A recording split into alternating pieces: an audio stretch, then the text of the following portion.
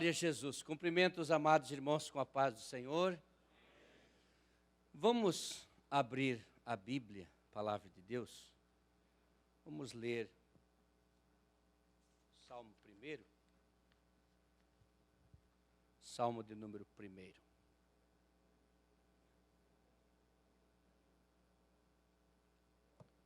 Glória a Jesus.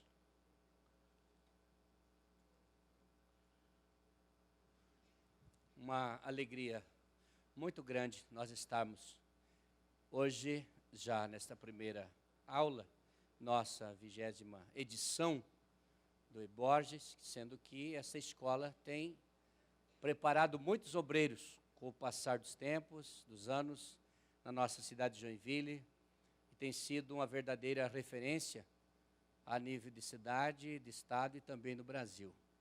É muito citado. Encontrei pessoas em outros países também com carteirinha da nossa EBORGES.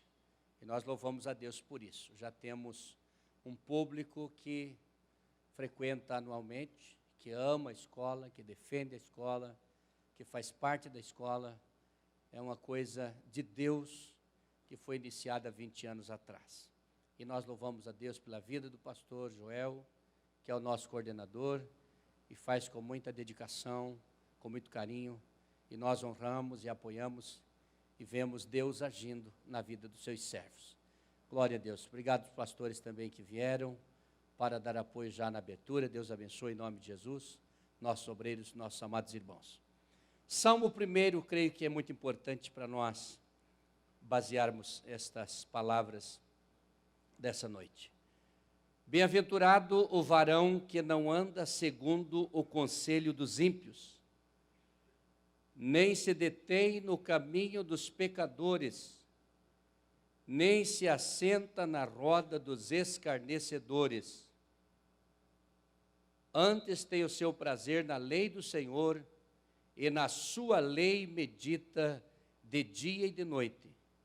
Pois será como a árvore plantada junto a ribeiros de águas, a qual dá o seu fruto na estação própria, e cujas folhas não caem, e tudo quanto fizer prosperará.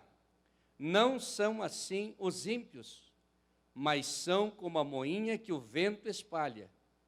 Pelo que os ímpios não subsistirão no juízo, nem os pecadores na congregação dos justos, porque o Senhor conhece o caminho dos justos, mas o caminho dos ímpios perecerá. Amém. Sentai-vos, queridos.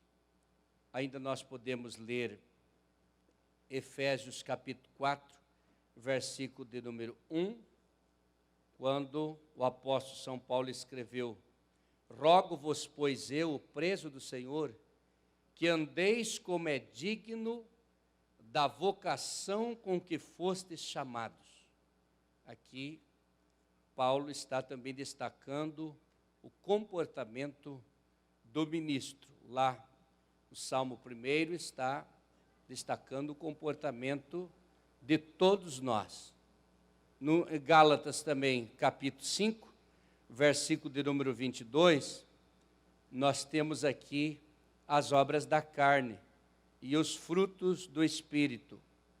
E também falando do comportamento bom e do comportamento mau do cristão.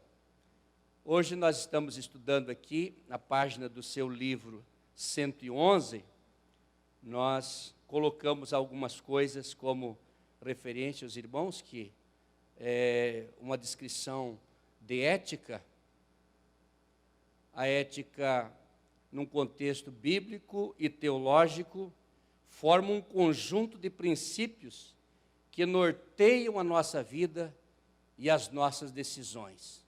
Num contexto bíblico e teológico, forma esse conjunto, e as nossas decisões, nosso comportamento, a nossa vida, está pautado na ética, biblicamente falando, a ética cristã.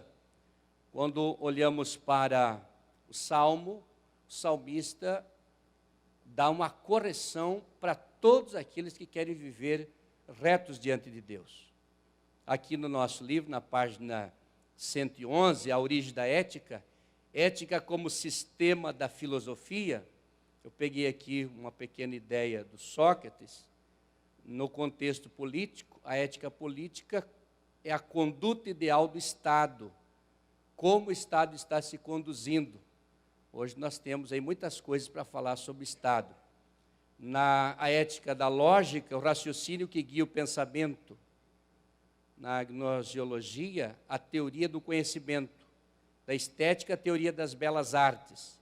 Na metafísica, teoria sobre a verdadeira natureza da existência.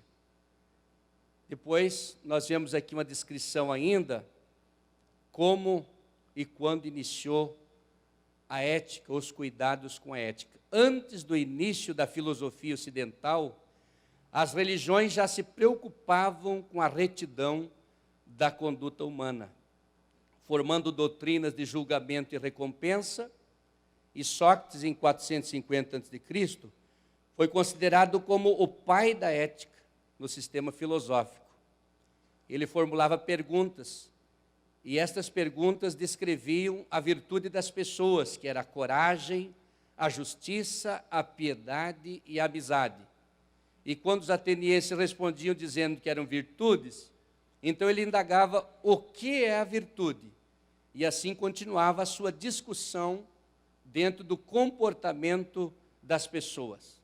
Ética descritiva constata como o ser humano se comporta, a descrição da vida. Ainda na página 11, ética normativa determina como o ser humano deve se comportar. Depois vem aqui o segundo pontinho, definições da palavra ética, no grego, ethos, costumes, disposição e hábito. E no latim, mores, vontade, costume, uso e regra. Coisas claras para serem melhor compreendidas, com mais tempo em casa. Mas na página 12, vire a página, depois temos bastante coisa a falar. A ética investiga e julga a conduta boa, a conduta má, a conduta certa, errada, o que deve e o que não deve ser feito. A ética nos faz perguntar qual padrão pode ser aplicado a todos os indivíduos. Existem padrões que podem ser aplicados a todos, outros não. A ética ensina como definir o certo e o errado, a bondade e a maldade. Qual é o verdadeiro dever e como alcançar? O alvo da ética é descobrir as virtudes do homem para desempenhar funções dentro da sociedade para o bem do indivíduo e também para o bem da sociedade. O padrão ético permite corrigir a conduta defeituosa dos homens. Agora, vamos pensar um pouquinho aqui nesta conduta dos homens. Eu fiz umas anotações aqui quando estava lendo alguma coisa sobre a vida de Jesus. Jesus foi tão correto, tão ético. Jesus cuidou tanto da sua vida e foi um padrão tão maravilhoso que convém atentar com diligência para a sua vida. E eu peguei o menor evangelho, o evangelho de Marcos, para pegar algumas coisinhas do seu comportamento como um modelo. Nós precisamos ter Jesus como nosso modelo. Há pessoas boas que nós podemos copiar o comportamento. Há líderes, há irmãos, há professores, há mestres, há pessoas especiais que nós podemos copiar o seu comportamento, sua vida ética. Porém, Jesus é o maior padrão ético de toda a humanidade e convém nós copiar a sua vida. No Evangelho de Marcos eu comecei a andar mais ou menos, não olhando toda a descrição, mas uma pequena atitude em cada pontinho da vida de Jesus, pelo menos de uma forma mais panorâmica, no Evangelho de Marcos. Já no capítulo 1, versículo 25, ele não contende com demônios. Ele se encontra com o gadareno lá em 5 e 8 e repreende. Ele se encontra com aquele outro moço endemoniado de Cafarnaum e repreende. e não tem prazer de ter diálogo com eles, mas repreende. Se você olhar na tentação de Jesus no deserto, depois da sua consagração de 40 dias, 40 noites que foi tentado no deserto, você vai ver Jesus discutindo com Satanás. Mas ele não foi atrás de Satanás para fazer discussão com ele. Jesus resistiu Satanás porque veio a ele o tentador. E ele o resistiu pela palavra de Deus, para expulsá-lo, para desmascará-lo e para afugentá-lo. Mas Jesus não tinha prazer de estar contendendo. Quando era preciso, ele então resistia com firmeza. Há pessoas hoje que saem da ética quando vai orar por pessoas endemoniadas e quer ficar conversando com o demônio, perguntando quem é, de onde veio, tal, querendo saber.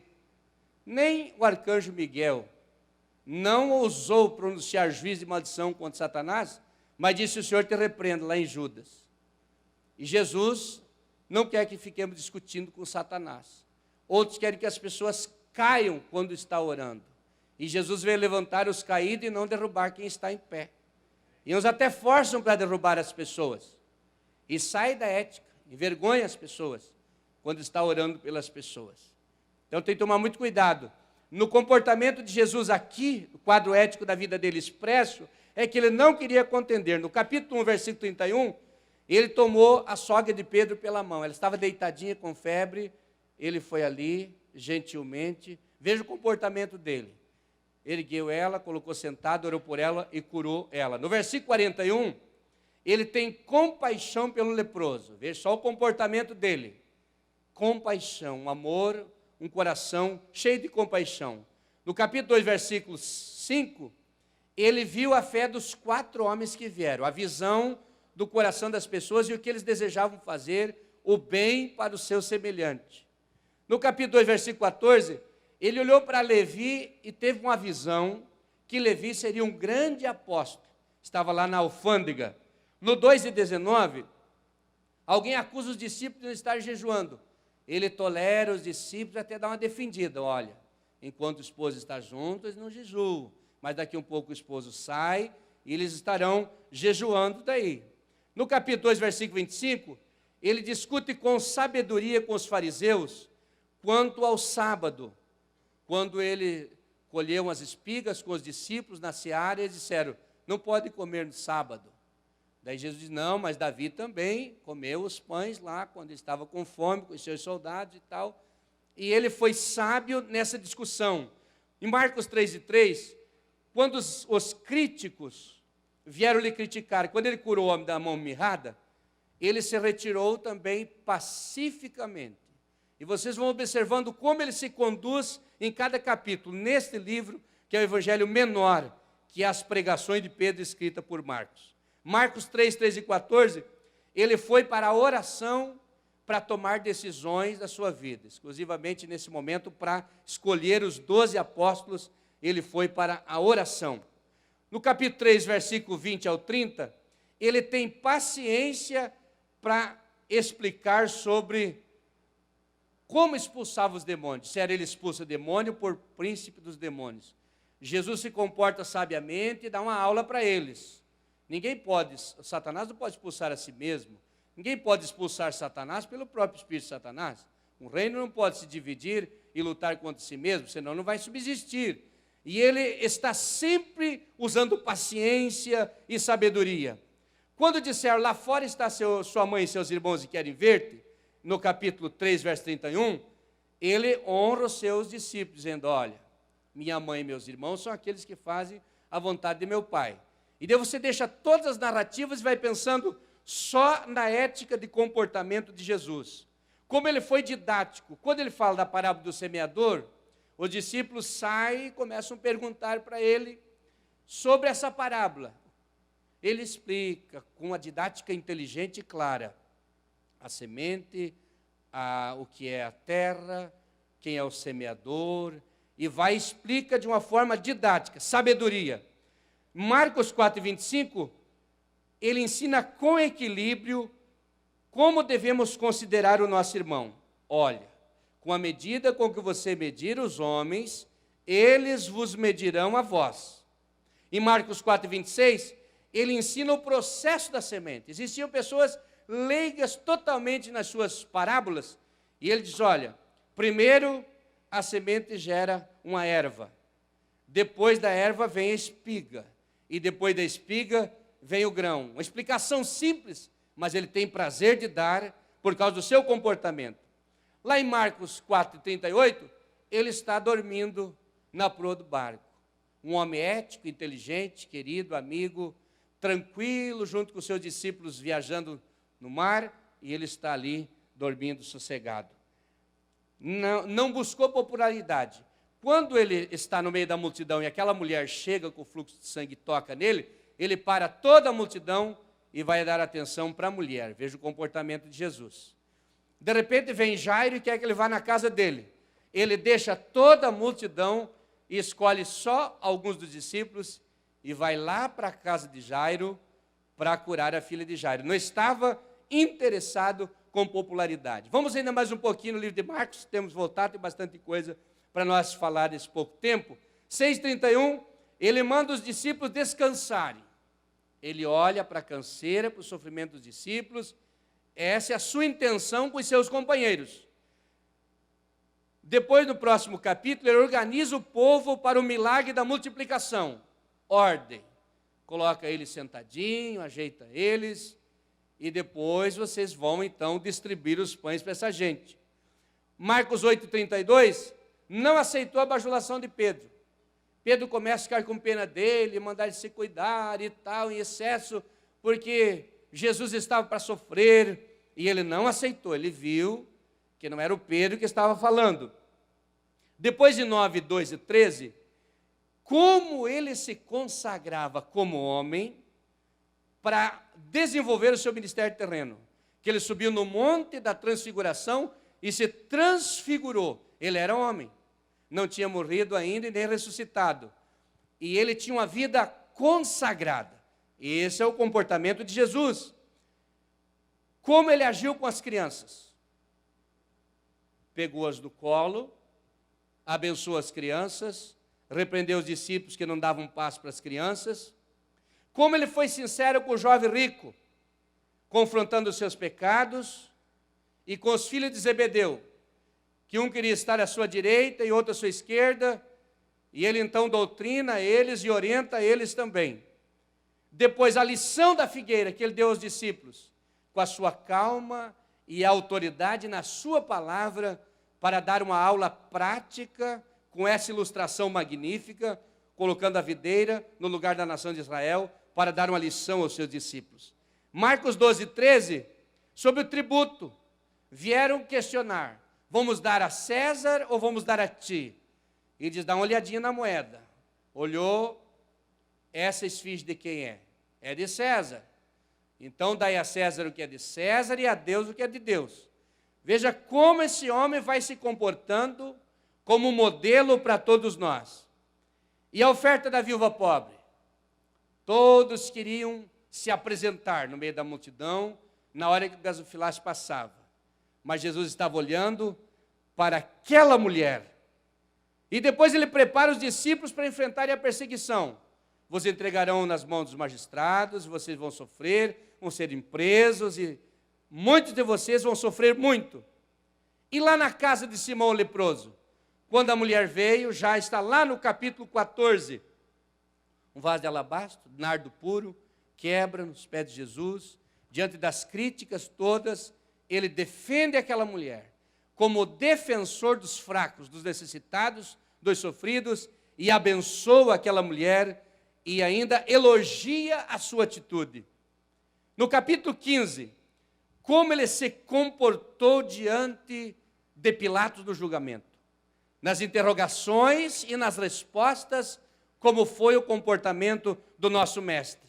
E diante da crucificação, o silêncio de Jesus, cumprindo-se Isaías 53, como um cordeiro mudo, foi levado ao matadouro, foi levado ao tosqueador, mas ele não abriu a sua boca. E o 16, já é ele depois de ressuscitado, Então eu peguei o Evangelho de Marcos para dar uma pinceladinha no comportamento de Jesus, que em todas as coisas ele se saiu muito bem, porque ele é soberano, ele é Deus, e nós olhando para ele, que é o autor e consumador da nossa fé, nós não pecamos. Os princípios éticos, bíblicos, são ferramentas válidas para qualquer povo, para qualquer época e para qualquer situação também. Quando eu estava olhando sobre a pessoa de Jesus ainda hoje, Jesus como o padrão ético e o modelo da ética, ele apresentou 5 qualidades essenciais que nós precisamos atentar. Primeiro, ele tinha uma visão global de toda a humanidade. Segundo, um conhecimento profundo do coração de todos os seres humanos. Terceiro, um domínio total dos seus ensinos e da prática dos seus ensinos, como ele ensinava na teoria e praticava também. Quarto lugar, tinha um desejo profundo pela transformação dos homens. Jesus se deixava consumir pelo desejo da mudança na vida das pessoas. E em quinto lugar, a sua vida diária era 100% fiel. 100% fiel. Todos os dias, a nossa conduta, ela é abordada para as pessoas que convivem conosco. Todos os dias. E é importante nós observar essa verdade. Volte para a página 12. Objetivos da ética: elaborar princípio de vida capaz de orientar o homem para uma ação moralmente correta e refletir sobre os sistemas morais elaborados pelos homens. A ética do líder. A ética conduz o líder a estabelecer uma boa conduta pela experiência pautada na palavra de Deus. A pessoa vai madurando, a pessoa vai aprendendo e vai corrigindo os seus erros no dia a dia. O pecado que você fez e você pediu perdão, o erro que você tinha, o defeito que venceu, não volta mais. Imagine você hoje como obreiro, como pregador, como líder, esse mesmo homem há 10 anos atrás, ou um ano depois de convertido, ou no ano da sua conversão, ou antes da sua conversão. Quantos males você fez para você mesmo, para a sociedade e para as pessoas? Alguns foram bons, mas alguns foram maus. O líder tem que aplicar os padrões éticos em sua vida aqui e agora, sem deixar circunstâncias os variarem. Ética ministerial não é relativa, pois a consciência já previamente avalia os verdadeiros valores.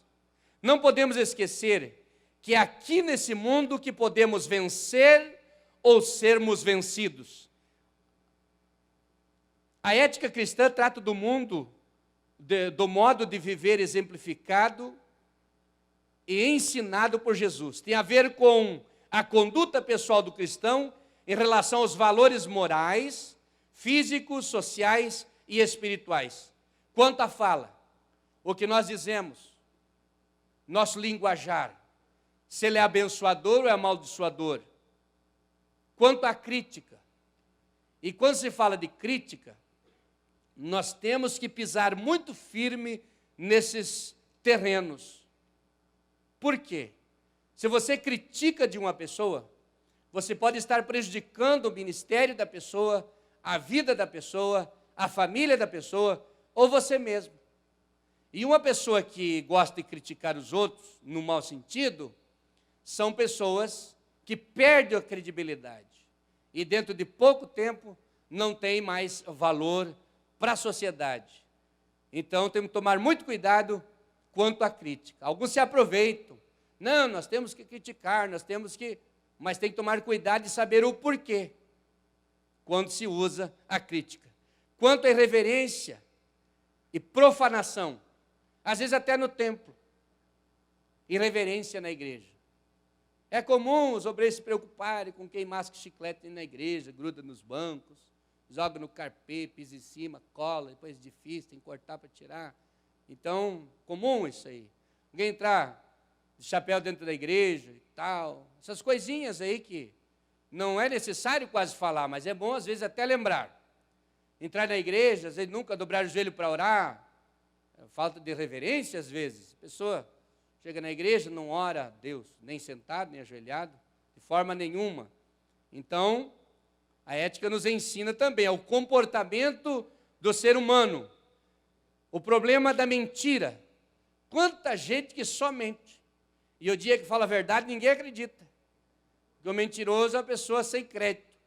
E aquela historinha das crianças, que conta que a pessoa sempre contava que o bicho estava ali, e um dia o bicho estava mesmo, e daí ninguém acudiu.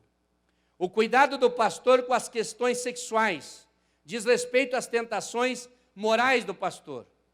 Fiz questão que ficasse a palavra pastor aqui registrada, porque estamos falando para líderes, e quando apontamos um dedo para a multidão, fica 3 virado para nós. Então tem que tomar muito cuidado. Uma coisa que deve ser pensada e trabalhada é a doutrina da regeneração. A pessoa tem que ter mudança interior. Tem que deixar Deus ir trabalhando no seu caráter, no seu coração, na sua alma, para ir mudando o seu comportamento. Tem pessoas que têm desvios de caráter, têm desvios comportamentais, desvios éticos. E só vai aparecer esta maldade diante da tentação. Vai aparecer, tem vontade de se apossar do que é indevido, do que não lhe é devido, o dia que achar um dinheiro. Vai ver se é forte diante da tentação do sexo oposto, diante da tentação, no momento da tentação. Então tem que tomar muito cuidado com essas questões quando se fala de sexo. Tentações morais. Isso é ética.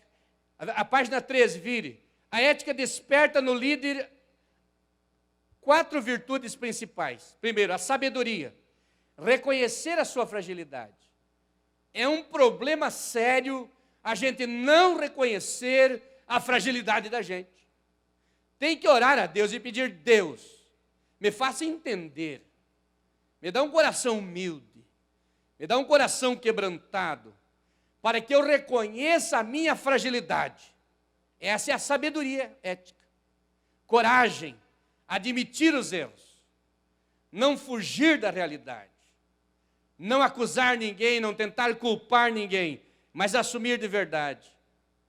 Moderação, para equilibrar atitudes. Tem pessoas que vão no impulso, suas atitudes são impensadas, mas tem que pensar antes de agir, antes de decidir, antes de reprovar ou de aprovar as coisas. Justiça, para dominar as tendências, porque a tendência é favorecer X ou X, a gente ou alguém. Um sábio disse, quando estavam elaborando a nossa Carta Magna em 88, a Constituinte, os ricos e os poderosos fazem as leis, e os beneficiados são os seus amigos. E eu não entendia isso. Depois fui entender que os grandes empresas conseguiram colocar deputados e tal, para influenciar, na hora de defender a sua fatia. Então a justiça, a ética da justiça na nossa vida, aplicada, nos ajuda a dominar as tendências. É doído, mas essa é a verdade. O médico corta para tirar o tumor, corta para tirar o que não presta, para depois a cura. Ele podia ficar com pena e passar só um remedinho. Não vai curar. E a verdade às vezes dói. E às vezes você pode jogar fora um amigo por ser sincero com você. Nós podemos não aceitar uma verdade, mas essa estará salvando a nossa alma do abismo e salvando a nossa vida, o nosso ministério, a nossa família, o nosso caráter, salvando tudo. Quem sabe o teu emprego, meu irmão. A ética do líder cristão ensina a fazer 3 perguntas para si mesmo, antes de tomar uma decisão. Eu quero? Por que eu quero? Eu devo? Eu posso? Pense antes. A ética ministerial segura a boa reputação do líder, na página 13 ainda. Todo líder tem que se preocupar com a sua reputação. As atitudes erradas causam influência. O reflexo de nossos atos é imediato em nosso ministério. Veja a ordem das consequências. Autocondenação. Quando você faz algo errado, nós nos autocondenamos. Há pessoas que nunca conseguiram servir na igreja, nem assumir cargos na igreja, porque se sentem condenados. Aceitaram Jesus e saíram do pecado e vieram para a igreja. Mas nunca acreditaram no perdão de Deus na sua vida. Nunca aceitaram que Jesus os perdoou.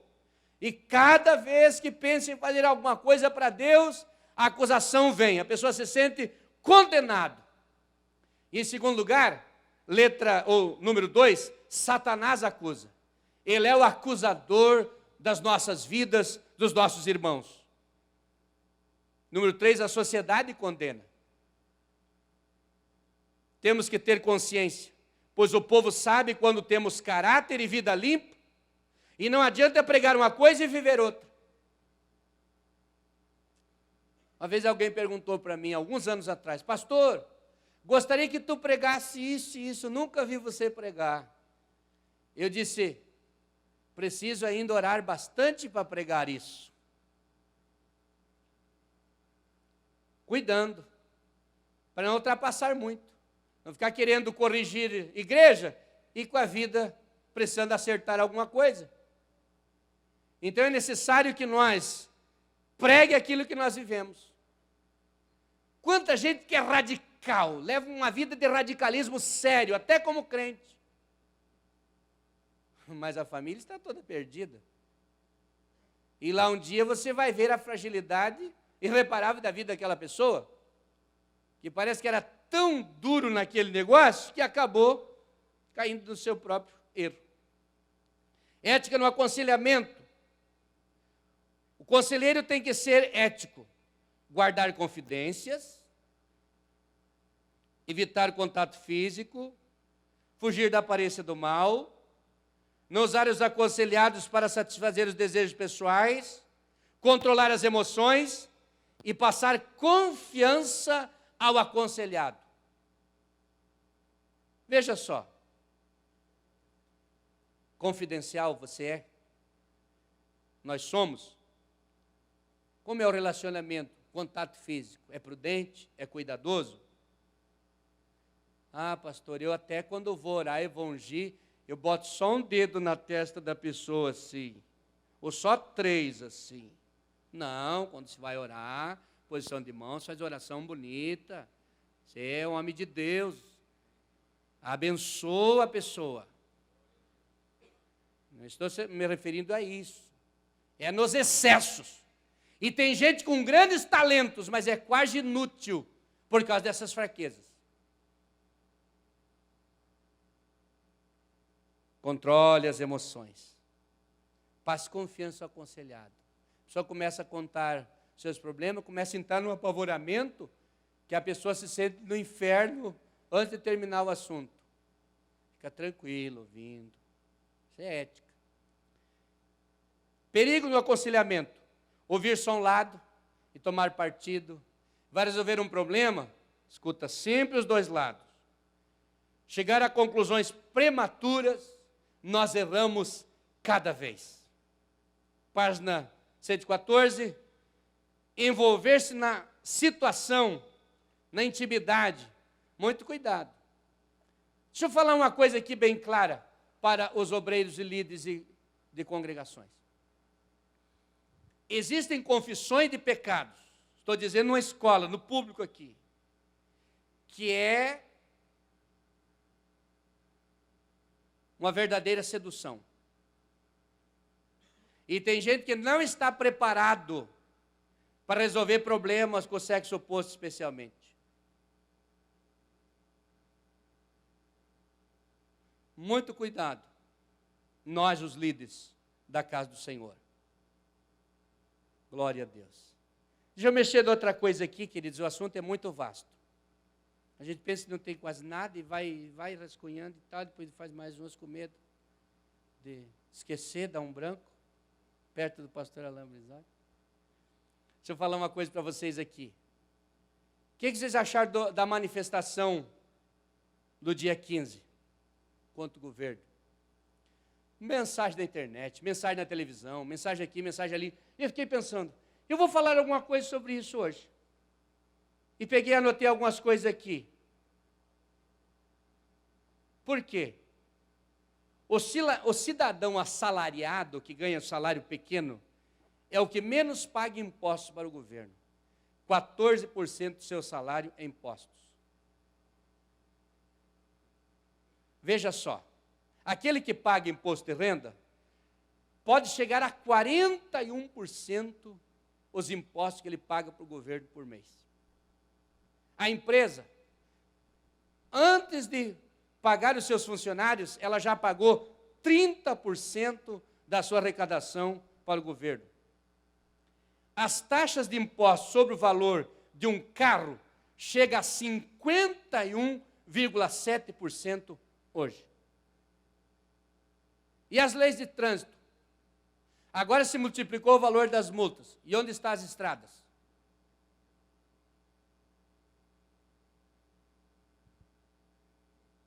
Quase 1 milhão de mandatos de prisão sem serem cumpridos hoje no Brasil. As comarcas precisam de um juiz para cada 500 moradores. Em Joinville nós temos mais de 20 mil moradores para um juiz atender. Vamos pensando na manifestação, só para nós termos uma ideia. Carne bovina e aves no abate nacional, 30% fica sem inspeção. E as doenças?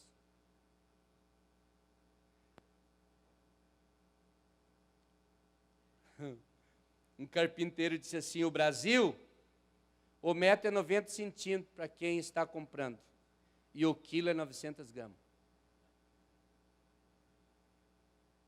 Depois vocês olha outra coisa. Que revolta o povo brasileiro? A corrupção na concorrência das grandes licitações de obras públicas. Ali na frente passa 101. Lembra quantos anos começaram a fazer? E quantas grandes empresas pegaram trechos para fazer? Você imaginou quantas toneladas de dinheiro foi derramada? E quanto roubo aconteceu? A impunidade para os marginais, sabe o que produziu? Multiplicação de alarmes nas residências, câmeras de segurança, e os jovens correndo fazer artes marciais, para se defender dos bandidos.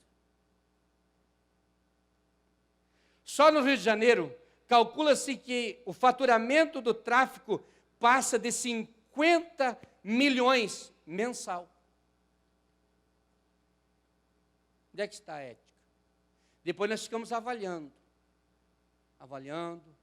para ver como está o comportamento dos cidadãos brasileiros, das autoridades. Quem é o seu ponto de referência? O nosso ponto de referência. Nós temos que olhar para Jesus, que nós escrevemos aqui 10 minutos do seu comportamento em Marcos. Porque nós olhamos para uns a corrupção, para outros a maldade, para outros a banditismo, para outros a pecado, para outros a quedas. Os homens sempre pecam. E onde estão os homens, ali está a falha. Mas nós estamos olhando para Jesus, o autor e consumador da nossa fé. Glória a Deus. Deixa-me um pouquinho as páginas do livrinho aqui, depois os irmãos continuem lá em casa. Deixa eu falar uma coisa aqui. Vamos falar da nossa vidinha de crente abençoada, essa vidinha gostosa, cheia de paz. Ética da amizade, por exemplo. Se você quer ter um amigo, você aceite ele, ela do jeito que ele é. Não fique botando defeito no seu amigo, corrigindo seu amigo, dando pauladas no seu amigo. Você não vai criar um amigo, você vai fazer dele um inimigo. Seja verdadeiro com ele, seja descontraído com ele, e tenha também certos limites éticos com seu amigo. Na esfera da amizade, tem que tomar cuidado também. Ética nas festas. Como eu me comporto na festa? Corto a fila de todo mundo. Como eu me comporto na festa? Levo para casa até os bolsos. Como eu me comporto na festa? Não pago. Isso é de graça, amém. Ou sem ser convidado. Graças a Deus, ainda que foi um político, homem público, tinha mais dinheiro. Fez um convite para a sua posse, para tantos cidadãos. Tinha 4 vezes mais. Retiros, nosso comportamento nos retiros. Bagunça e, às vezes, até acidente. Muito cuidado. Nos acampamentos. Fizeram um acampamento e os moços foram para lá. Os irmãos da igreja, os auxiliares e tal. Eu sempre quero que vão casais ou pessoa madura, irmão, auxiliar, obreiro, para lá. Brincaram tanto que quando um acordou, tinha um bode dentro do quarto dele. Falta de ética, né? Dona da casa não gostou. Você imaginou? Ética nas brincadeiras. Tem que cuidar quando a gente vai brincar. Palavras com as pessoas. Porque as palavras podem ofender as pessoas. Pessoas têm apelido, não pode chamar pelo apelido. Citando característica das pessoas, às vezes um defeito físico, coisa semelhante. Etnias. Às vezes a pessoa é de uma raça ou de outra e tal, tem tudo cuidado. Objeto dos colegas. Não pode, nas nossas festas, nossas brincadeiras, nos nossos retiros, objetos colegas, coisas santas, brincar com coisas santas, imitar línguas estranhas, criticar irmão do ciclo de oração, criticar o obreiro, o pastor, alguém. Muito cuidado. Estava num retiro, tive que atender uma moça chorando, que veio com a roupa limpa, bem ajeitadinha, e derrubaram ela na água, no barro. Não pode. Insinuações, às vezes até coisas feias. Tocar nos defeitos das pessoas. Isso é tudo falta de ética. Ética no emprego. 7% do tempo de serviço a pessoa gazeia. Então o bom é nós cuidar, nós como crente. Ética nos esportes, brigar por causa de partido político, isso está até nos estatutos. Brigar por causa de time de futebol e outros gostos. Não se briga por isso, tem que ser ético nessas partes. Ético ao visitar doentes. Eu não posso ir lá visitar um doente e levar 5, 6 junto comigo e chegar num barulhão lá. Vou lá no hospital visitar. A pessoa está em fase terminal. Ou está enfermo, fez cirurgia. Silêncio. Não leva um pratão de comida para a pessoa lá no hospital. Não leva um vidro de óleo para derramar no rosto da pessoa lá no hospital. Santa Ceia só em últimos casos, com autorização de médicos responsável. Oração, não fazer aquele gritedo lá dentro do quarto, que a gente se alegre, perde a noção da vida. Pode até profetizar, mas uma tonalidade mais baixa. Não apavorar a pessoa, começar a contar história de pessoas que morreram por causa daquele problema. Você está fortinho ainda, mas eu tive lá e lá e lá, já morreu esse. levar crianças dentro do quarto. Tomar muito cuidado. O diretor do hospital mandou me chamar um dia, que o cidadão ia lá e levava um vidro de óleo, molhava toda a mão e passava na cara dos doentes. E é muito perigoso. Tem que tomar muito cuidado. Eu sempre ensino quando eu lembro que a unção com óleo, um toquezinho de óleo no dedo, na testa, para acrescentar a fé da pessoa. É um símbolo do Espírito Santo. Não é o Espírito Santo. E também não é para ungir a doença, para ungir o doente. Que a doença pode estar em locais que não pode ser ungido. Então tem que tomar cuidado com isso. A imposição das mãos também. Vai impor as mãos sobre uma pessoa, lá no CTI, UTI, lá no quarto. Tem que lavar bem as mãos antes de entrar lá. Mas mesmo assim, as pessoas que estão ali e não viram você lavar as mãos. Então, se a pessoa pedir, põe as mãos. Senão, não. Ou dá um toquezinho bem leve no cabelo. Lá é um lugar de prudência, muita prudência. Para o trânsito ser aberto. Hoje é difícil entrar nos hospitais em certos horários, porque muitos estragaram. Foram lá, jogaram gente para fora, brigaram. Depois houve uma tranqueira. Hoje tem que ter muita humildade, muita prudência. Se não dá, não tem problema, volta depois. Muito cuidado nisso. Eu achei por bem de falar esse negócio. Glória a Deus. Muito bem, queridos. Vamos então voltar lá para a página de número 114. Já vou parar aqui, já se foi o meu horário aqui. Ética no ministério. Depois aqui na página 115, ética no ministério, citações de Jaime Kemp. Pegamos o livrinho do Jaime Kemp, um homem muito preparado ali, e nos ensina muito. Veja ali, não podemos alcançar posição no ministério por meio de manipulação. Não podemos subir no ministério através de influências convenientes. Não podemos crescer por meios duvidosos e desonestos. Jesus não quer uma liderança materialista e mundana. Se não tivermos ética em nosso ministério, nossa liderança será perigosa. O líder tem que estar aberto às correções dos colegas, da esposa, dos amigos, de alguém que Deus use. O líder tem que fazer cada dia uma autoavaliação rígida.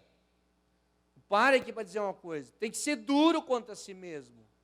Porque se não for duro contra si mesmo, não vencerá, porque o inimigo não é mole contra o crente. Ele vem com tudo, então seja duro contigo, que daí você vai estar firme para dominar o peso de qualquer situação.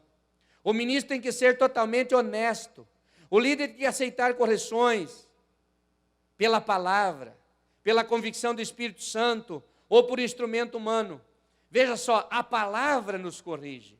Nós lemos a palavra e ela nos corrige, mas às vezes a gente sente que o Espírito Santo está reprovando o que nós falamos, como nós agimos, e nós temos que aceitar a correção do Espírito Santo dentro de nós, ou um instrumento humano. E tem os instrumentos humanos que são bons nesse negócio de corrigir. Vamos ter que orar agora, se foi nosso tempo, ficamos em pé, queridos. Glória a Deus. Feche seus olhos. Incline sua cabeça para nós orar a Deus. Amado Jesus, quero te agradecer pela vida e te louvar pelos teus filhos que estão aqui nesta noite, junto conosco. Quando a tua graça se manifesta na vida de cada um de nós, e o teu Espírito Santo nos ensina como nós devemos viver como servos do Senhor, nosso comportamento, Senhor, a ética ministerial. Como está o nosso ministério? Como está o nosso comportamento diante de Ti, da igreja e para nós mesmos, nossa família? Nos ajuda, Senhor, nos ensina e abra as portas da sabedoria e do conhecimento, para que possamos, Senhor, aprender e praticar aquilo que aprendemos. Em nome de Jesus. Amém.